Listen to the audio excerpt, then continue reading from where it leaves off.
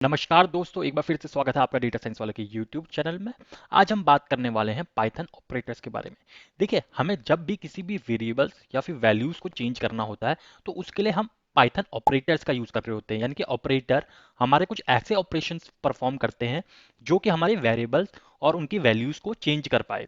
यदि हम बात करें कि हमारे पास कितने ऑपरेटर उपलब्ध हैं, तो हमारे पास कुल 5 ऑपरेटर्स उपलब्ध होते हैं। पहला है अर्थमेटिक ऑपरेटर, दूसरा है असाइनमेंट ऑपरेटर, तीसरा है रिलेशनल ऑपरेटर, चौथा है लॉजिकल ऑपरेटर और पांचवा है यूनरी ऑपरेटर्स। आइए अब इनको देखते हैं एक एक करके। पहला है हमारा अर्थमेटिक ऑपरेटर्स। तो ये बेसिक जो मैथमेटिक्स के ऑपरेशन होते हैं, जैसे कि एडिशन, सब्ट्रैक्शन, मल्टीप्लिकेशन, डिवीजन, ये इस तरीके की चीजों को फॉलो करते हैं। यानी कि इन ऑपरेटर्स को हम कहते हैं अर्थमेटिक ऑपरेटर्स। तो यदि मैं कुछ सिंपल ऑपरेशंस आपको करके दिखाऊं अर्थमेटिक ऑपरेशन में, जैसे 2 + 3 अगर मैं करूं तो ये हमें आंसर दे रहा है 5, यानी कि ये एडिशनल ऑपरेटर है। वैसे ही मैं 3 - 2 करूं तो ये मेरे को इसका सब्ट्रैक्शन दे रहा है। वैसे ही मैं अगर 3/2 करूं तो ये मेरे को इसका डिवीजन प्रोवाइड कर रहा है। वैसे ही 3 × 2, यहाँ पे मल्टीप्लीकेशन का जो साइन होता है वो हमारा स्टार का साइन होता है, ये मेरे को 6 दे रहा है। तो ये हो गए हमारे कुछ बेसिक अर्थमेटिक ऑपरेटर्स। लेकिन इसके अलावा कुछ और ऑपरेटर्स भी हमारे पास उपलब्ध हैं। जैसे कि यदि मैं बात करूं मॉड्यूलस ऑपरेटर की, तो जो आपको 5 की के ऊपर एक परसेंटेज वाला साइन मिल रहा है आपको कीबोर्ड में, उसको हम कहते हैं मॉड्यूलस ऑपरेटर। तो मॉड्यूलस ऑपरेटर एक्चुअली में क्या करता है, ये प्रोवाइड करता है कि यदि दो नंबर को डिवाइड किया जाए तो उसका जो रिमाइंडर होगा वो प्रोवाइड करता है हमें मॉड्यूलस ऑपरेटर। जैसे यदि मैं कहूँ 7 को मैं अगर 2 से डिवाइड करूँ तो कितना आएगा आंसर, तो इसका वैसे तो आंसर आएगा 3.5। ठीक, लेकिन अगर मेरे को एक्चुअल डिवीजन करना हो तो 7 को मैं डिवाइड करता हूँ 2 से, तो 2 × 3 = 6 आता है। और हमारे पास रिमेनिंग वैल्यू कितनी बच जाती है, जो कि 2 डिवाइड नहीं कर पा रहा है, वो होती है 1। तो उसके लिए हम लगाते हैं मॉड्यूलस ऑपरेटर। तो 7 mod of 2 = 1, जो कि हमारा रिमाइंडर दर्शाता है। फ्लोर डिवीजन, देखिए फ्लोर डिवीजन भी दो प्रकार के होते हैं। यदि आप एडवांस पाइथन की तरफ जाएंगे तो एक अपर फ्लो डिवीजन होता है, एक लोअर फ्लो डिवीजन होता है। लेकिन जो बेसिक पाइथन आईडीएलई में आपको प्रोवाइड कर रखा है, वो प्रोवाइड कर रखा है आपको लोअर फ्लो डिवीजन। तो बेसिकली फ्लो डिवीजन क्या होता है कि जैसे मैंने ऊपर 7 को डिवाइड किया था 2 से, तो इसने मेरे को प्रोवाइड किया आंसर 3.5। लेकिन मैं ऐसा आंसर नहीं चाहता, मैं चाहता हूँ आप मेरे को नियर बाय जो इंटीजर है उसकी वैल्यू दे, कि 7 को डिवाइड करूं और कोई नियर बाय इंटीजर कौन सा आना चाहिए। तो उसके लिए हम यूज करेंगे फ्लो डिवीजन मेथड, को आंसर देगा 3। अगला आता है हमारा एक्सपोनेंशियल ऑपरेटर। तो बेसिकली जब भी हमें किसी भी नंबर की पावर कैलकुलेट करनी हो, जैसे कि 2 to the power 4 कितना होगा या फिर 2 का क्यूब कितना होगा, तो इसके लिए हम यूज करेंगे डबल स्टार ऑपरेटर या फिर एक्सपोनेंशियल ऑपरेटर। तो यदि मुझे फाइंड करना है कि 2 to the power 2 यानी कि 2 का स्क्वायर कितना है, तो ये मेरे को देगा आंसर 4। यदि मेरे को ऐसे करना है 2 to the power 3 यानी कि 2 का क्यूब कितना है, तो ये मेरे को आंसर देगा 8। उसी तरह से आप किसी की पावर कितनी भी लंबी निकाल सकते हैं। जैसे मैं 2 to the power यहाँ मैं 45 कर देता हूँ, तो इसने मुझे निकाल के दे दिया है। अब चलते हैं असाइनमेंट ऑपरेटर की तरह। देखिए, असाइनमेंट का एज इट इज मतलब है जो किसी चीज को कोई वैल्यू असाइन कर रहा हो, यानी कि किसी के ऊपर किसी तरह की वैल्यू को चढ़ा रहा हो, उसको कहते हैं हम असाइनमेंट ऑपरेटर। जैसे मान लीजिएगा मेरे पास एक्स नाम का एक वेरिएबल है। अब इसको मुझे कोई वैल्यू देनी है, तो मैं इसको वैल्यू देने के लिए इक्वल टू साइन का प्रयोग करता हूँ और मैं यहाँ 5 लिखता हूँ। ठीक, तो यानी कि अब जो x की वैल्यू होगी वो कितनी होगी, 5 हो गई। तो इस तरीके से हम यूज करते हैं नॉर्मल जो असाइनमेंट ऑपरेटर।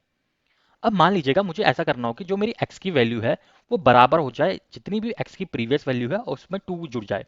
तो x की प्रीवियस वैल्यू हमारे एग्जांपल में 5 है, 5 + 2 यानी कि 7। यानी कि जो अब x की वैल्यू हो जाएगी वो कितनी हो जाएगी, वो हो जाएगी हमारी 7।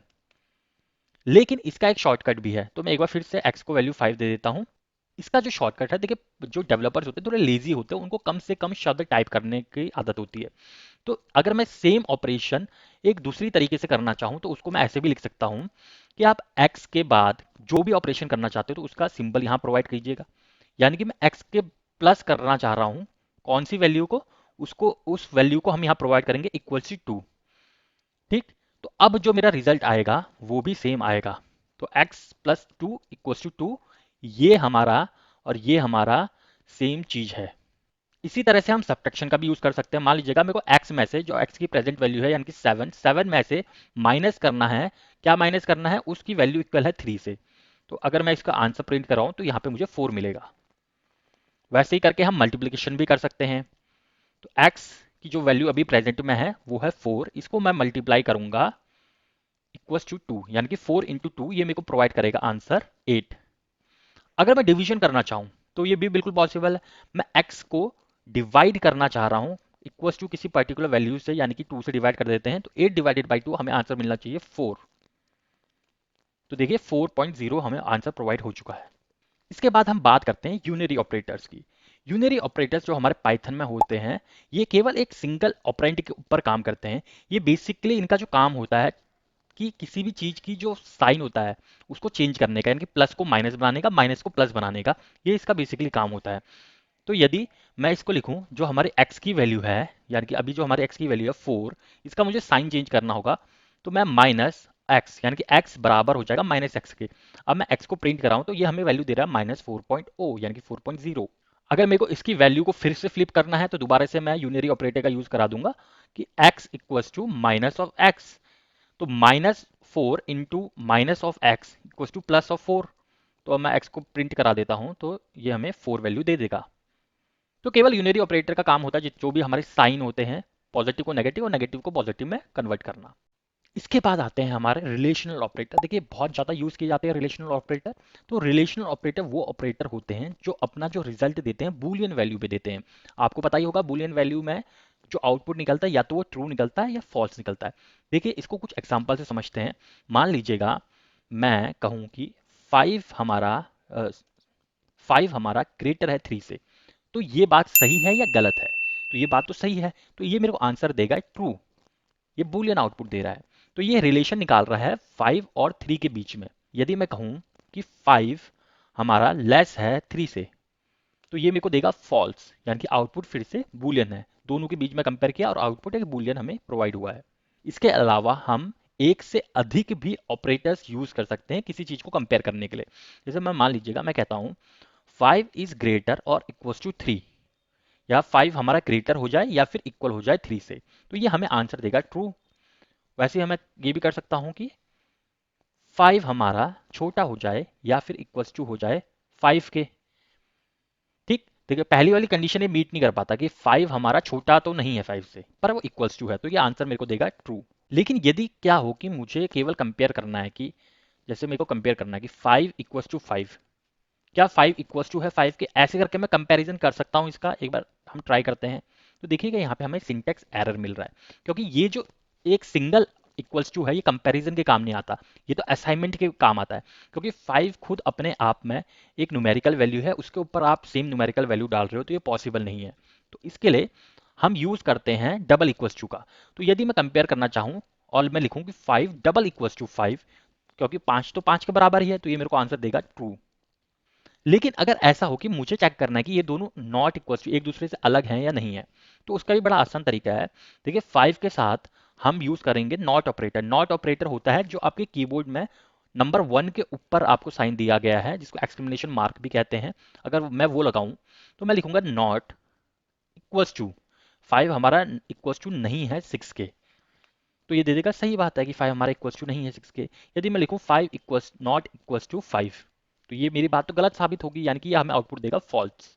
अब बात करते हैं लॉजिकल ऑपरेटर्स की। देखिए लॉजिकल ऑपरेटर हमारे क्या करते हैं, कंबाइन करते हैं कंडीशनल स्टेटमेंट को जहां कंडीशंस लग रखी होती है। देखिए लॉजिकल ऑपरेटर्स को समझने से पहले मैं ट्रुथ टेबल के बारे में आपको जानकारी देना चाहता हूं। यहाँ पे आप स्क्रीन में देख पा रहे होंगे एक ट्रुथ टेबल हमारा डिस्प्ले हो रहा है। इसके अंदर हम एंड और के बारे में बताऊंगा। याद रखिएगा ये एंड और मैं इंग्लिश में बोल रहा हूं। हमारी दोनों कंडीशन सेटिस्फाई होंगी तो जो हमें लॉजिकल ऑपरेटर आंसर देगा वो हमारा ट्रू आएगा। लेकिन अगर हमारी एक भी कंडीशन गलत हो जाती है एंड के केस में, तो हमें लॉजिकल ऑपरेटर हमें आंसर देता है फॉल्स। उसी तरह से और ऑपरेटर के केस में ये आता है, इंग्लिश वाले और ऑपरेटर के केस में ये आता है कि यदि हमारी एक भी कंडीशन सेटिस्फाई हो जाए दोनों में से, तो वो हमें रिजल्ट देता है ट्रू।